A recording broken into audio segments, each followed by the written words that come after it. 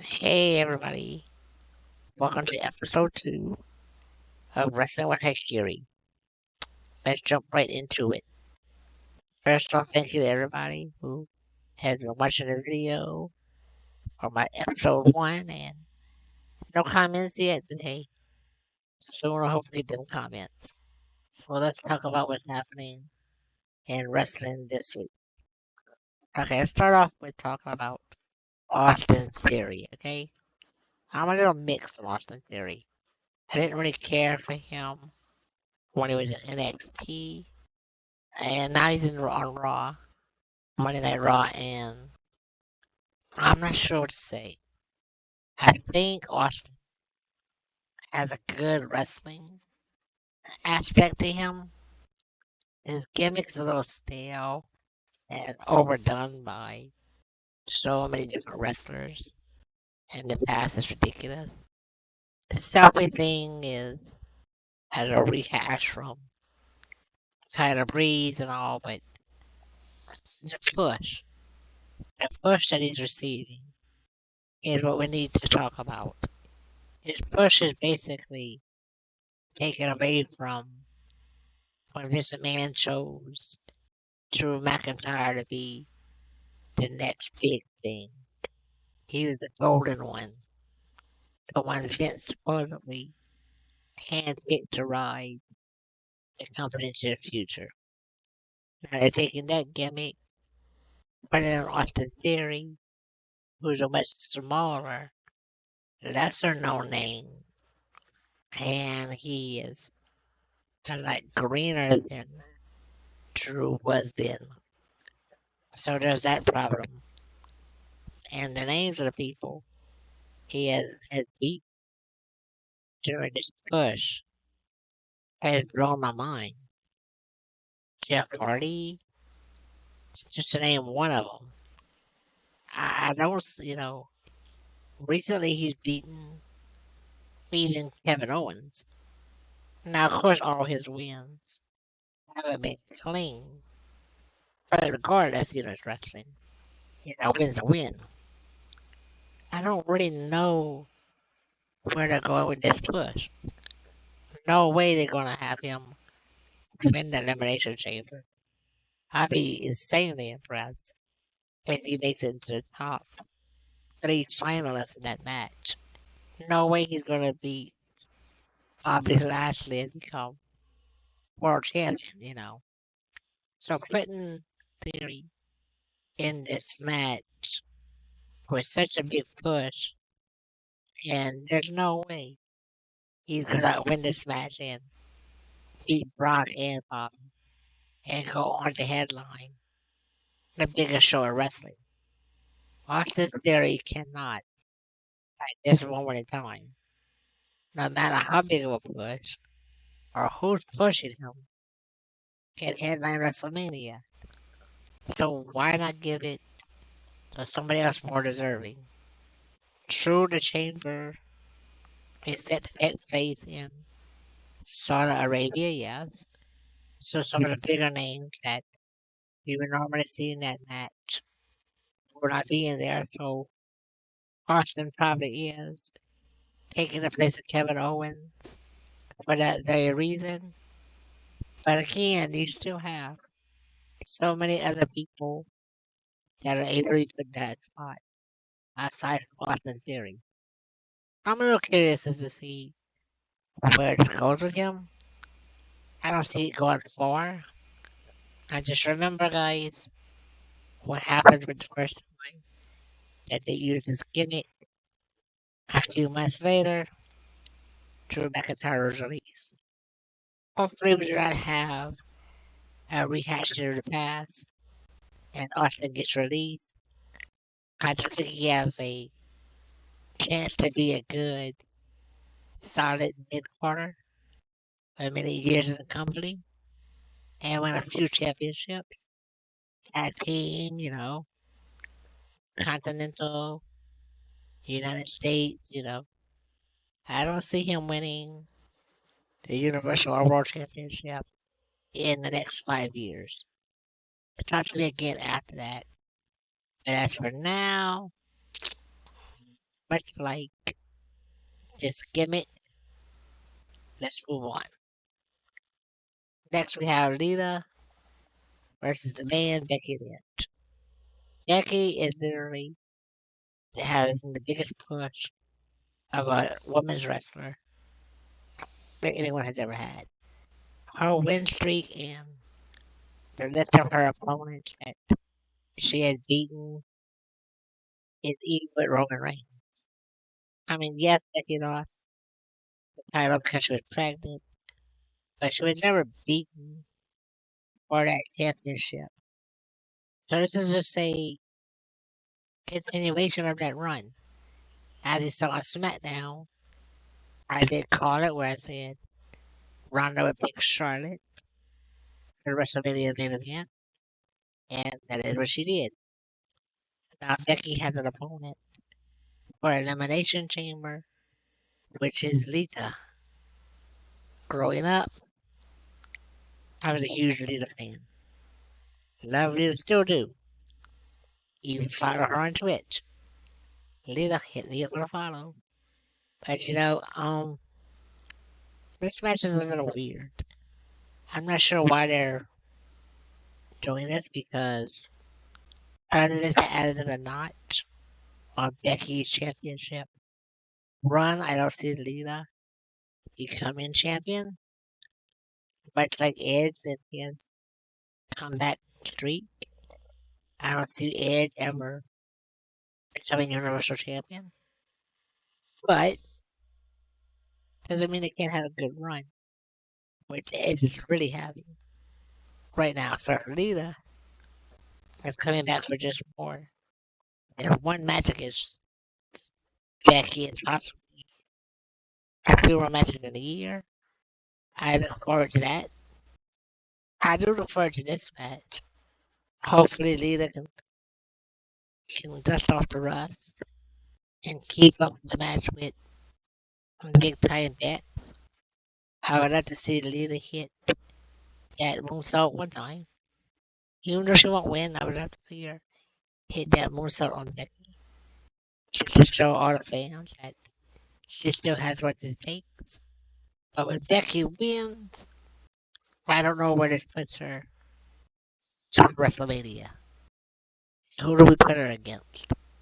Maybe the winner of the deal in the chamber match, which would either be Liv Morgan, maybe possibly Rhea.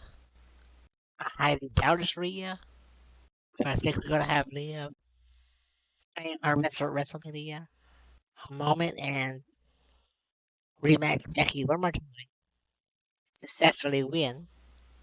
Be the first woman to defeat Becky in a title match in almost 2 years. No, I don't know how this is gonna play out. But I look forward to see where it can go. There we go. Yeah, we're not gonna talk about a feud, but rather we're gonna speak about how many wrestlers on the Raw roster and what exactly they're doing with them. We're gonna talk with AJ Styles, RK Bro, and The Miz. Let's start with AJ Styles and this disaster of movement in his career right now. You take AJ Styles, who is probably the second most talented wrestler in the world right now. And that's all personal preference. I don't think anybody right now is better than Brian Danielson. But that's not for now. We're talking about AJ, who is undoubtedly one of the greatest of all time. So why do you pull AJ for the main event and put him in a tag match with somebody so horrible as Omos? And I'm trying to help Omos grow as a wrestler. And I'm okay with that because everybody needs a teacher. I don't think doing it on TV is okay with Omos. AJ should be seen as that teacher role on television when he's such a main event player. AJ deserves to be somewhere on top of the card. Always, always. And then you put him into with Omos, and Omos wins, and now Omos makes an appearance at the Rumble, and that's all we get from him. So you had AJ job, lose tag title matches, and get this horrendous feud. For what? Because literally there's nothing there. So I don't know why you would do this. Anyway, moving on. Arcade Row. Uh, where do I even start? Matt Riddle's amazing. Randy Orton again. One of the greatest of all time. And one of my favorite heels of all time. Arcade Bro was funny for a few weeks. And again, they probably doing the same thing with Riddle as they were with Omos and have Randy groom him in the future. But unlike Omos, Riddle doesn't need much teaching to get over. He already is very over the crowd. So why do you keep this pairing together now after they drop the championships? Not really sure because you're having Randy, who is a top heel, lose a lot of credibility as a wrestler and as a heel when you put him against. I mean, when you pair him with Riddle because it's such a big clash. That's why it was funny at first, but now it's you done played that card, and I don't see where you go with this. This is WrestleMania time. We're only a few weeks away from the biggest wrestling show of the year, and we have all these top guys moving around in these weird places on the card, weird pairings. I don't understand why we're doing this. Even more so now when it's so close to WrestleMania. Let's go to the Miz. The Miz, this is a funny topic because the Miz is so amazing. Like when the Miz first started, I wasn't a fan. Much like everybody else, he was another celebrity from the real world to try to make a name off of being on MTV. And I was severely wrong about that because the Miz is easily up there with John Cena, The Rock.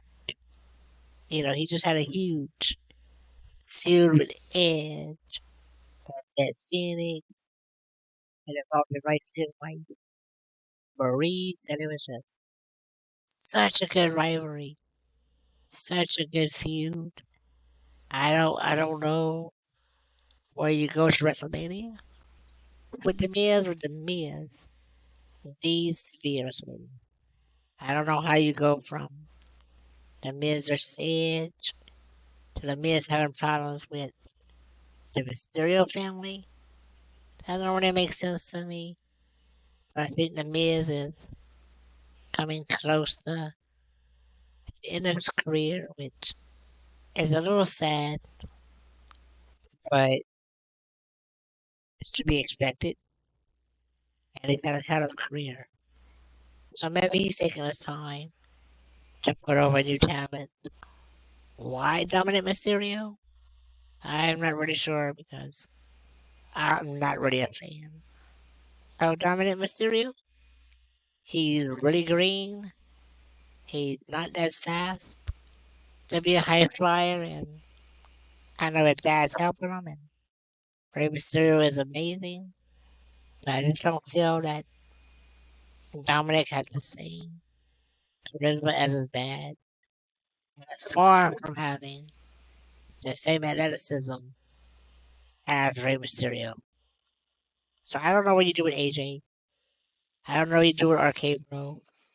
And I'm not really sure what you're doing with the Diaz and Dominate. Like, they need to drop that. Diaz deserves better. If he's on his final run, you put him in the top, give him a chance to have that good show, great send off, and let the Miz be good and great at having his final run being, and it should be spectacular, a huge spectacular, bro. You know, like, that Miz's career deserves a WrestleMania send off. I really want to see that. That's what will happen. That I can't tell you. Can't tell you at all, but we will see. Now let's move on. We'll talk a little bit about AEW. The CM Punk and MJF feud continued this week in a weird tag match that put in CM Punk teaming with Mock against us guys. And the match was okay against the formal tag team with the revival. Uh, you know, um, those guys as a tag team are great. I'm not sure why you're having Punk and Mox team up against those guys. Sure, revival is against Punk because of JF is in their entourage. But Mox is about to start a program with Brian. So why are we putting Punk and Mox together if Danielson isn't around? This match had nothing there. The chemistry with CM Punk and Mox was not there. They had some good spots in the match. Pretty solid tag team work by FTR, but I think it just didn't work out. The match just wasn't there. I didn't find the crowd bought into it aside from the obvious marking out for CM Punk and Mox. But aside from that, I feel like the match fell flat. And I'm a Punk fan. I am a Mox fan. And I love the revival. But this match fell flat all across. Don't know what they're doing here. Not the way I would take it after having Punk get his first loss to MJF, but who knows what's next. AEW has some weird things they do with their feuds. So I guess we're going to have to wait and see. Now on to their champion, Hangman Page, who fought Archer. I was having a conversation with a friend this week who was telling me that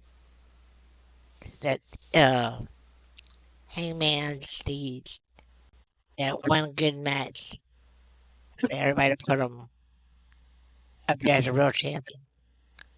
Aside from Danielson. His match with Danielson, to me, Danielson carried him through both of those matches. And I would never want to see my company's champion having to be carried. But they put him this week against Lance Archer, the Murder Hawk, right? I love Archer. I think Archer does amazing work. And plus, he has Jake the Snake Roberts as his mouthpiece and corner man. So Archer has everything right there. Archer should be a champion.